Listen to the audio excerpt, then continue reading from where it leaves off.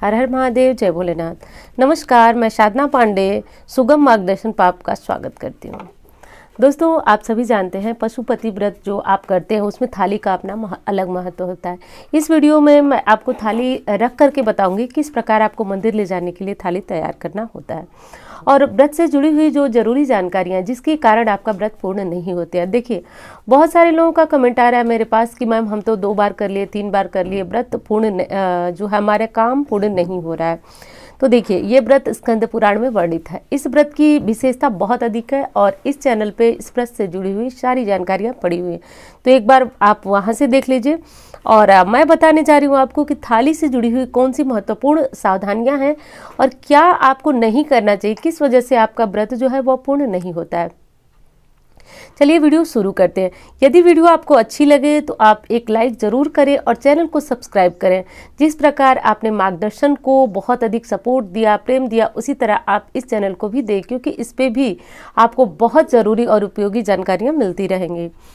तो दोस्तों, सबसे पहले तो आप सभी को ध्यान देना होगा कि जो ये व्रत है, स्कंद पुराण में लिखा हुआ है कि इसमें थाली का यानी पात्र का अपना अलग महत्व है। इसलिए आप कोशिश करें कि वो पात्र चुने जो आपकी पूजा के लिए पर्याप्त होता है। जैसे पूजा के लिए कौन सी चीज़ें हम चुनते हैं, तो देखिए, आप स्टील भी नहीं है कोई थाली तो स्टील ले सकते हैं, लेकिन पूजा के बर्तन सबके घर में होते ही होते हैं। तो आप इस तरह के जो फूल के बर्तन होते हैं, पीतल के बर्तन होते हैं जो कि पूजा के लिए इस्तेमाल होते हैं, वो बर्तन ले लें, क्योंकि स्टील का पात्र ऐसा पात्र होता है जो पूजा पाठ इत्यादि में प्रयोग नहीं होता है, मात्र शनिदेव की पूजा में इस्तेमाल कर सकते हैं। तो इस तरह की एक थाली ले लें। और हाँ, थाली ले लें और उसके बाद जो जरूरी चीज़ें हैं मैं बीच बीच में आपको बताती जाती हूँ। आप सभी जानते हैं कि शिव जी का सर्वप्रथम जो है अभिषेक होता है। सबसे पहले आपको किस चीज़ से अभिषेक करना है ये जानिए। सबसे पहले आपको जल ले लेना है, गंगा जल मिलाकर। आपको शायद वीडियो में ये बहुत बड़ी बाल्टी दिख रही हो, लेकिन ये बहुत छोटी सी सुंदर सी है। और आप सभी जानते हैं कि मंदिर ले जाने के लिए हमें एक ऐसा बर्तन चाहिए जिसमें से पानी वगैरह गिरे नहीं। तो इसमें ले लीजिए आप अपना जल, गंगा जल मिला करके ये ले लीजिए। और ये है दूध। आप सभी जानते हैं कि जब आप शिव जी का पंचामृत मिलाकर अभिषेक करते हैं तो बहुत शुभ होता है। तो देखिए, मंदिर जाना है मुझे और ये संभव नहीं है कि सारी चीज़ें मैं अलग अलग रख करके ले जा पाऊँ, क्योंकि एक थाली में ही रखना है, तो इसलिए मजबूरी थी। तो दूध और दही को मैंने इसमें मिला लिया। तो ये है दूध दही, जैसा कि 5 चीज़ों से अभिषेक होता है। तो उसके बाद ये है शक्कर यानी चीनी, और ये है शहद, और ये है घी। तो इन सारी चीज़ों से मिला करके हम अभिषेक करेंगे। तो चाहे तो आप घी निकाल करके थोड़ा सा इस थाली में रख सकते हैं, या फिर डब्बा भी इस तरह से आप रख सकते हैं। और ये है बिल्वपत्र। बिल्वपत्र रखना बहुत ज़रूरी है। मंदिरों पे भी मिल जाता है, लेकिन कोई छोटा मंदिर है या फिर आप घर में करते हैं।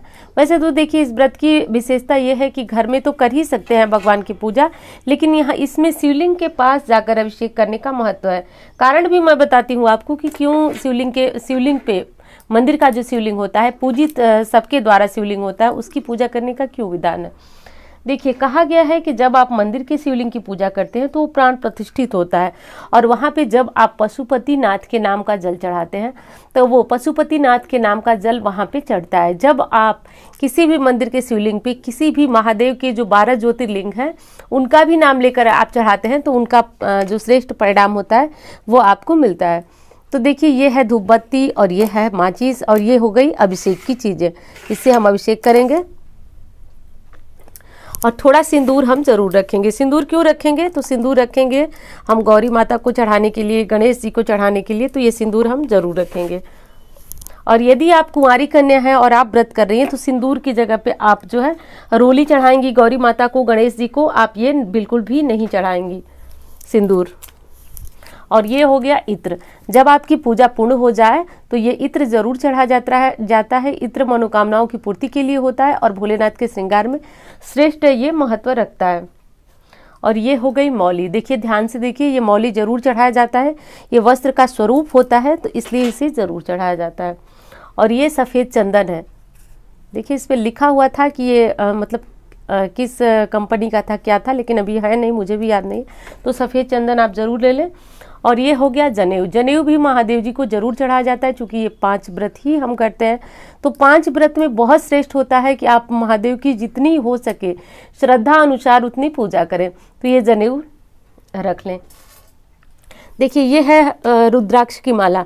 इसको ले जा करके मंदिर में बैठ करके आप जो भी महादेव का मंत्र जानते हो या फिर जो आप जपते हो, देखिए मंत्र मैं आपको इसलिए नहीं बता रही हूँ क्योंकि सब अपने अपने हिसाब से अलग अलग मंत्रों का जप करते हैं, तो जो मंत्र आप जप करते हो वो इससे जप करें, बहुत श्रेष्ठ परिणाम देता है। अब विशेष चीज़ मैं देख लीजिए आप, एक चीज़ और रखना है आपको, ये है आपका अक्षत। इसे ज़रूर रखना चाहिए, ये बिना टूटे हुए चावल होते हैं जो कि ज़रूर रखना। देखिए अक्षत चढ़ाने से एक तो धन संबंधी समस्या दूर होती है, कामनाओं की पूर्ति होती है। जनेऊ में भी वही बात है, मनोकामना की पूर्ति आपका कराता है जनेऊ, इसलिए इसे ज़रूर रखते हैं। यदि किसी रिश्ते के लिए परेशान है तो रिश्ते में मधुरता लाने का काम ये करता है शक्कर, इसीलिए शिव जी के 5 अभिषेकों में शक्कर का भी महत्व रखा जाता है। अब बारी आती है कि शिव जी को भोग प्रसाद में क्या चढ़ाएं। तो देखिए फल भी आप रख लें, मिठाइयाँ रख लें, जो चीज़ें आप रख सकते हैं। तो ये मिठाइयाँ, जो मिठाई आप रखें बस उसमें ये ध्यान दें कि वो शुद्ध और साफ होनी चाहिए। आप इस तरह से कुछ भी नहीं रख सकते हैं क्योंकि आपको शिवलिंग पे सारी चीज़ें अर्पित करनी है, तो ये रख लें। और यदि आपका उद्यापन है, ध्यान दें तो आपका उद्यापन है तो नारियल ज़रूर जाएगा और नारियल तोड़ा नहीं जाएगा वहाँ, इस चीज़ का ध्यान रखिएगा। शिवलिंग के नीचे वाला जो हिस्सा होता है जिसको अर्घा बोलते हैं, वहाँ पे ये नारियल रख देंगे। और उस समय 108 बेलपत्र भी चाहिए होते हैं जिस दिन हमारा उद्यापन रहता है। लेकिन 108 यदि नहीं मिल पाते हैं किसी कारण से तो परेशान ना हो, आप जितने बेलपत्र मिले, देखिए भगवान भाव के भूखे हैं होते हैं और हम कोशिश तो पूरी करेंगे कि हमें 108 संख्या में पर्याप्त मिल सके, लेकिन नहीं मिल पाते हैं तो समस्या कोई नहीं है, जितनी मिल जाए। देखिए मेरा मानना यही है और हमारे शास्त्र का निचोड़ भी मैं बता रही हूँ आपको कि जो चीज़ें आपको आसानी से मिल जाएं आप उनसे पूजा करें। पूजा के समय आपकी भावनाएं बहुत श्रेष्ठ होनी आवश्यक है, तो मिल सके तो आप चढ़ाइए। स्कंद पुराण में तो पशुपति व्रत के बारे में ये भी लिखा हुआ है कि ये पशुपति व्रत करने मात्र से आपकी मनोकामनाएं पूर्ण हो जाती हैं। अब ये तो सुबह की पूजा जब आपने कर लिया तो एक चीज़ का ध्यान आपको रखना है कि ये थाली आप शाम को ले आएंगे, इसको धुलेंगे बिल्कुल भी नहीं, क्योंकि थाली इसको धुलना नहीं है। पात्र का अपना महत्व है, एक पात्र ही दोनों समय जाता है, इसलिए इसको धुलेंगे नहीं। और जो चीज़ें आपने इस टाइम प्रयोग की, जैसे मान लो कि मैं सिंदूर है थोड़ा सा बचा रह गया, तो आप इसको शाम की पूजा में प्रयोग कर सकते हैं। अक्षत आपने पूरी नहीं चढ़ाई तो शाम की पूजा में भी इसे पूर्ण कर सकते हैं। एक प्रश्न आया था कि क्या शाम को भी बेलपत्र चढ़ा सकते हैं, पूजा कर सकते हैं। तो देखिए शाम को 2 तरीके से पूजा आप कर सकते हैं। चाहे तो आप सिर्फ दीपक जला करके और पूजा कर लें और मीठा जो बना के ले जा रहे हैं वो चढ़ा दें, चाहे तो आप पूरी पूजा। वैसे मेरा मानना तो यही है कि जब दोनों समय आप मंदिर जा रहे हैं तो दोनों समय विधिवत जल से अभिषेक करें, दूध दही घी शक्कर शहद जो चीज़ें मिल पाए, जिस तरह से आप सुबह पूजा करें वैसे शाम को करें। और नहीं कर पाते हैं तो बाध्यता कोई नहीं है, आप बड़े साधारण तरीके से सिर्फ 5 दीपक जलाएं, एक अपने घर के लिए रख लें, 6 हो जाएंगे। और शाम को क्या कीजिए कि कुछ मीठा जो आप बना के ले गए हैं वो चढ़ाइए, उसके 3 हिस्से कीजिए। और विशेष होती है वो थाली यानी कि बर्तन वो वाला मत धुलिए, पात्र का विशेष महत्व होता है। मैं लगभग तीसरी बार आपको ये चीज़ बता रही हूँ। इस विधि से आप पूजा कीजिए, निश्चित रूप से महादेव आपकी सभी कामनाएं पूर्ण करेंगे। और एक बार फिर कहूँगी, पशुपति व्रत जो है वो कई तरीके से स्कंद पुराण में 3 प्रकार से इस व्रत को आप रख सकते हैं। मैं इस वीडियो में इस बात को नहीं ले रही हूँ कि किस प्रकार से, जिस प्रकार से आप लोग रखते हैं उस प्रकार ही भगवान भोलेनाथ आपको सफलता दे, यही कामना करती हूँ। और जो थाली से जुड़ी हुई बातें थी, जानकारियाँ थी, वो मैंने आपको बताई और उम्मीद करती हूँ जानकारी आपको पसंद आएगी। धन्यवाद।